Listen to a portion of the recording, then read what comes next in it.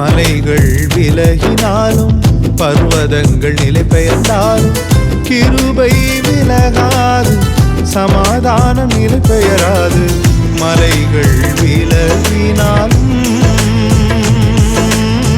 கிருபை விலகாதையா, கிருபை விலகாதையா. இசையாவும் கிருபை விலகாதையா, கிருபை விலகாதையா. கர்த்தருடைய நாமம் மகிமைப்படுவதாக. ஆண்டவரும் அருமை இரட்சகருமாகிய இயேசுவின் நாமத்திற்கு மகிமை உண்டாகட்டும். இந்த நாளில கூட தேவன் நம்மோடு கூட பேசுவாராக. பரிசுத்த ஆவியானவரே எங்களோடு பேசுங்கப்பா, இயேசுவின் நாமத்தின் பிதாவே. ஆம், எடுத்து வாசிப்போம். யாக்கோபு 5ஆம் அதிகாரம், அதுல 19, 20 வாசிப்போம். சகோதரரே, உங்களில் ஒருவன் சத்தியத்தை விட்டு விலகி மோசம் போகும்போது மற்றொருவன் அவனை திருப்பினால், தப்பி போன மார்க்கத்தினின்று பாவியை திருப்புகிறவன் ஒரு ஆத்துமாவை மரணத்தை நின்று ரட்சித்து திரளான பாவங்களை மூடுவான் என்று அறிய கிடவன். சத்தியத்தை விட்டு விட. சத்தியம் யார்? இயேசு கிறிஸ்து. இன்னைக்கு கள்ள உபதேசங்கள் பூமியிலே பெருகி இருக்கிறது. சத்தியத்தை முரண்பாடா போதிக்கிறது. எப்பயுமே அவங்க சத்தியத்தை வாங்கணும். நம்ம செய்திகள் மூலம் பிதா குமாரன் பரிசுத்தா திருத்துவத்தை பிரதிபலிக்கிற சத்தியமா இருக்கும். சில பேர் நம்ம ஏசு இல்லையம்பாங்க, பிதா மட்டும்தான் இருப்பாங்க. ஒரு சில பிதா இருக்காரு, பரிசுத்தா இல்லைன்பாங்க. முரண்பாடாய் போதிக்கிறது. நீ என்னாலும் பாவம் செஞ்சுக்க, நீ எப்படியாவது வாழ்ந்துக்க, பர்வத்துக்கு போயிடலாம். தவறான உபதேசம். நயவஞ்சகமாய் பேசி, மயக்கி பேசி, சும்மா ஆசீர்வாதம் மட்டும் சொல்லி, அப்படி இல்லை.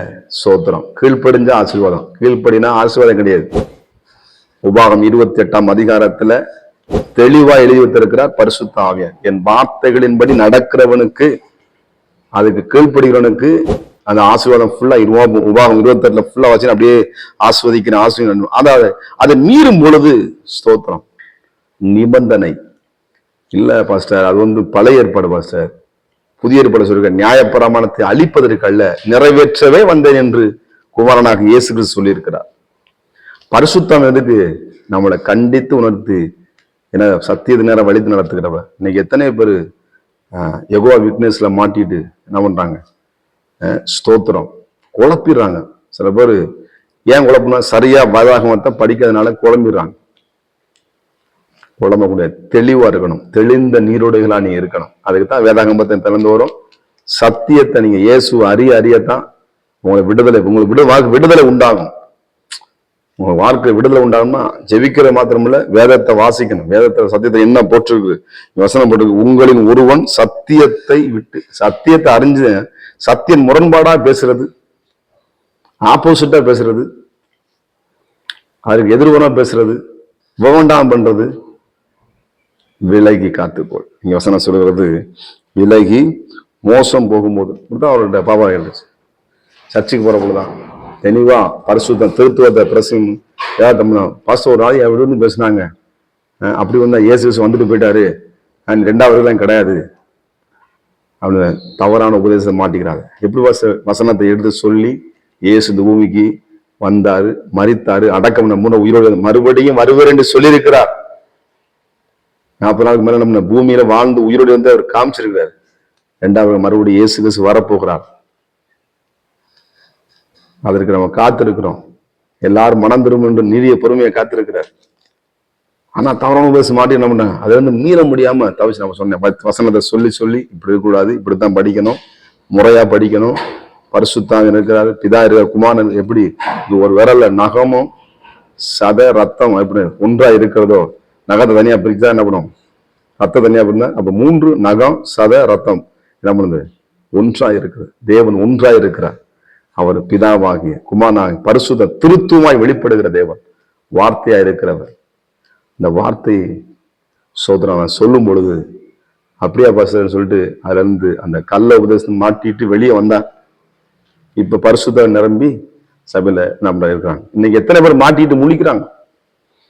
அதனால பாவம் செஞ்சுக்க, யாரும் லவ் பண்ணிக்க, என்ன பண்ணாலும் பண்ணிக்க, என்ன தப்பு பண்ணிக்க, சோத்திரம் என்ன எப்படி எப்படினாலும் ட்ரெஸ் போடுங்க, எப்படினாலும் ட்ரெஸ் போட்டுங்க, எப்படி வேணாலும் பேசிக்க, எங்க வேணாலும் போய்க்க, அதுக்கு அப்படி சொல்லி ஆண்டவர் சோத்திரம்.